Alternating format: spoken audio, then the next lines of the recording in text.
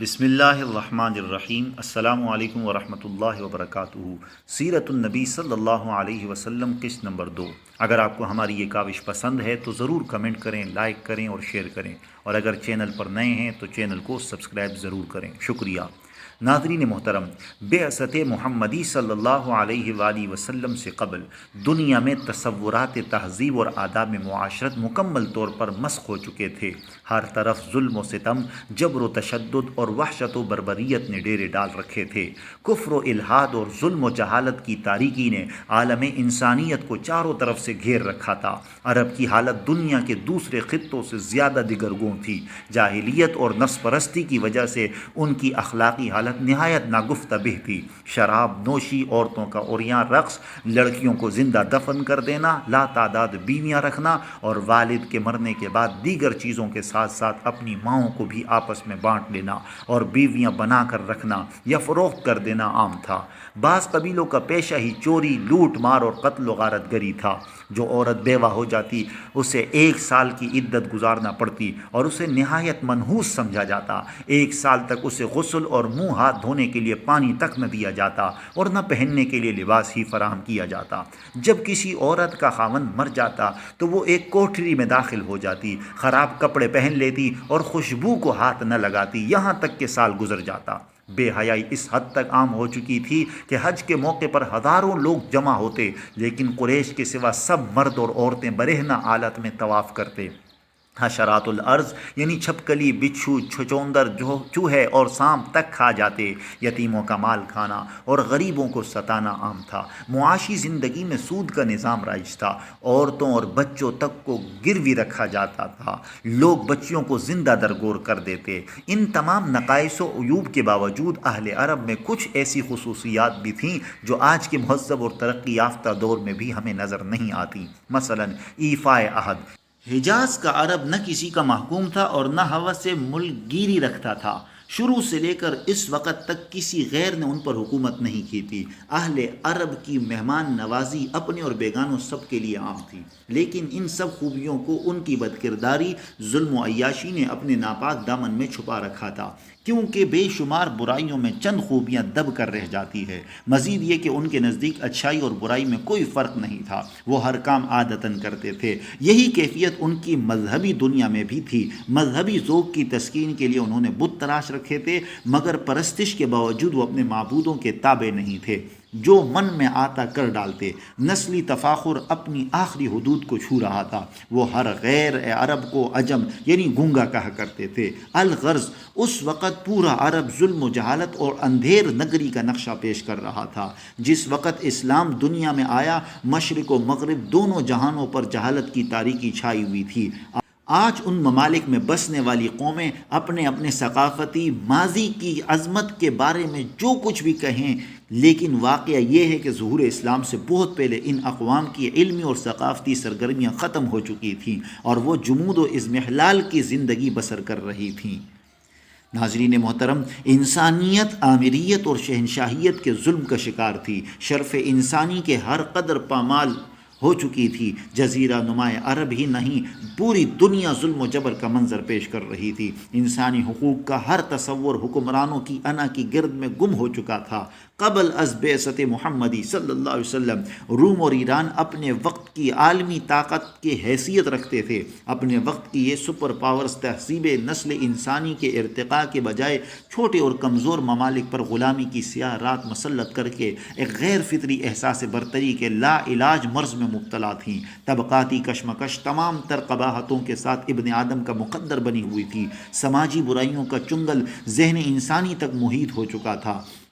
تاریخ کا سفر جاری رہا اور سیاسی، سماجی، روحانی اور اقتصادی زنجیروں کی گرفت سے بچنے کی ہر سعی ناکام ہونے لگی۔ ایرانیوں اور رومیوں کے حکمران طبقے پرآسائش زندگی گزار رہے تھے۔ حکمرانوں کے گرد خوشامدیوں کے ٹولہ جمع ہو چکا تھا۔ علاوہ ازیں اہل ہنر بھی ان حکمرانوں کی دلہیز پر کھنچے چلے آ رہے تھے۔ یہ اہل کمال بھی اپنا کمال ان حکمرانوں کی پر آسائش زندگیوں کو مزید پر آسائش بنانے کے لیے استعمال کرتے، شاہی خزانے سے انعام پاتے اور حکمران عوام کے خون پسینے کی کمائی سے اپنے عشرت قدے سجاتے۔ عوام کے ساتھ جانوروں سے بھی بدتر سلوک ہوتا۔ حکمران اور محکوم طبقوں کے درمیان نفرت کی ایک وسیع خلیج حائل تھی، ظلم کا بازار گرم تھا اور سلطانی جمہور کے کہیں بھی آثار نظر نہ آتے تھے۔ عیسائی دنیا بھی عجیب فکری اور نظری تضادات کا شکار تھی۔ آسمانی ہدایت تحریفات کی ضد میں تھی۔ 4 صدی عیسوی میں نصرانی حضرت عیسیٰ علیہ السلام کی تعلیمات سے بہت دور ہو چکے تھے۔ یونانی خرافات سے لے کر رومی بت پرستی تک ہر برائی کو عیسائی دنیا نے اپنے گلے سے لگا رکھا تھا۔ عیسائی مذہب چند بے جان عقائد اور بے کیف مراسم تک محدود ہو کر رہ گیا تھا۔ روم کی مشرقی ریاست میں اجتماعی بدنظمی اپنی انتہا کو پہنچ چکی تھی۔ مجبور اور مقہور عوام کے صبر کا پیمانہ لبریز ہو چکا تھا اور بڑے پیمانے پر فسادات شروع ہو چکے تھے۔ اخلاق و کردار کی باتیں قصہ پارینہ بن چکی تھیں۔ ہر چیز پر شیطانیت غالب تھی۔ غلامی کے ادارے کو امراء نے اپنی ضروریت بنا لیا تھا۔ رومیوں کے اعلیٰ طبقات نے زمینوں پر قبضہ جما کر غلاموں کی کثیر تعداد کو کھیتی باڑی پر لگا رکھا تھا۔ ان غلاموں کی اولاد بھی خون پسینہ ایک کر کے زمین کا رزق بنتی رہتی۔ رومی غلاموں کے ساتھ وحشیانہ سلوک کرتے۔ 1 صدی عیسوی میں رومیوں کی فتوحات کا سلسلہ ختم ہوا تو غلاموں کی آبادی میں بھی کمی واقع ہونے لگی، جس کے نتیجے میں محنت کش افراد کی نفری بھی کم ہو گئی۔ بہت سے جاگیردار جزوی طور پر اپنی زمینیں مزارعوں میں تقسیم کرنے پر مجبور ہو گئے۔ حقیقت یہ ہے کہ رومی معاشرہ وحشت، درندگی اور بربریت کی علامت بن چکا تھا۔ حاکم اور محکوم کے 2 طبقے وجود میں آ چکے تھے۔ ایک طبقہ امراء کا تھا جس کا مقصد عوام پر حکومت کرنا تھا، اور دوسرا عوام کا محکوم طبقہ تھا جو نسل در نسل حکمران طبقے کی خدمت بجا لا رہا تھا۔ یورپ میں ابھی تک تہذیب و تمدن اور علم و اخلاق کی صبح نمودار نہیں ہوئی تھی۔ یہ قومیں جہالت و ناخواندگی اور جنگ و جدل میں ڈوبی ہوئی تھیں اور ظلم و جہالت کی تاریکی میں ہاتھ پاؤں مار رہی تھیں، مگر بار بار مصائب و حوادث میں گرنے کے باوجود بھی یہ عقل کے ناخن نہیں لے رہی تھی۔ دوسری طرف یہ قومیں مہذب اور متمدن معاشرہ سے بالکل الگ تھلگ گھٹا ٹوپ اندھیروں میں ٹوئیاں مار رہی تھیں، اور ترقی یافتہ تمام قومیں ان سے تقریباً آشنا تھی۔ مشرق و مغرب کے ممالک میں جو انقلاب انگیز واقعات سے تغیرات پیش آ رہے تھے، ان سے ان قوموں کا دور کا بھی واسطہ نہیں تھا۔ نہ دینی حوالہ سے ان کے پاس کوئی طریق تھا اور نہ ہی سیاسی دنیا میں ان کا کوئی مقام تھا۔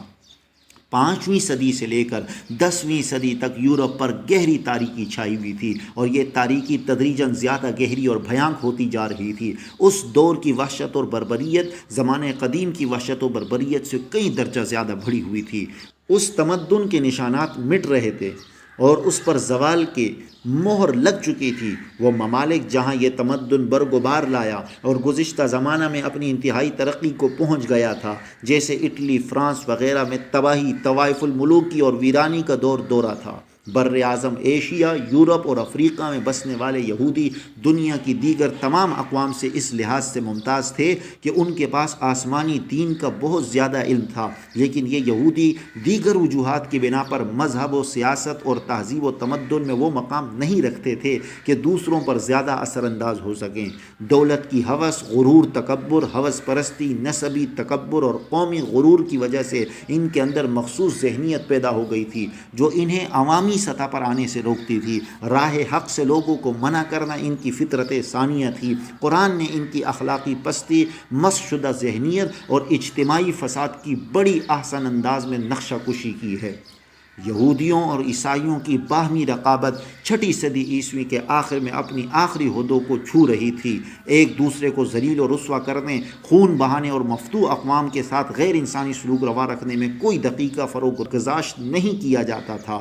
اس صفاقی جبر و تشدد اور وحشت و بربریت کے اس ماحول میں جس کا مظاہرہ یہ دونوں مذاہب وقتاً فوقتاً کرتے رہتے تھے، ان سے کیا توقع کی جا سکتی تھی کہ وہ اپنے دور حکومت میں انسانیت کے پاسبان ہوں گے اور حق و انصاف اور عدل و مساوات کی اقدار کی پاسداری کریں گے؟